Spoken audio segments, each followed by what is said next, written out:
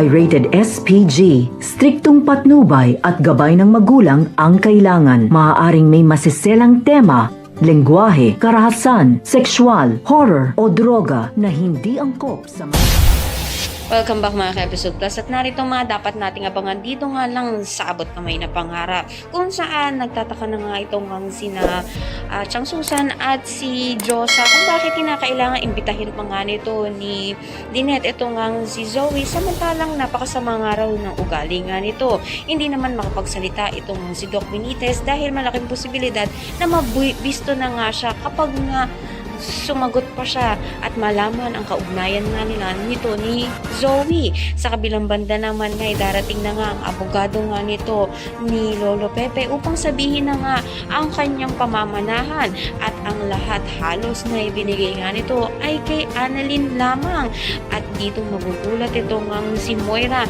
na wala ngang pinamanahan itong si Lolo Pepe dito sa kanyang anak na si Zoe.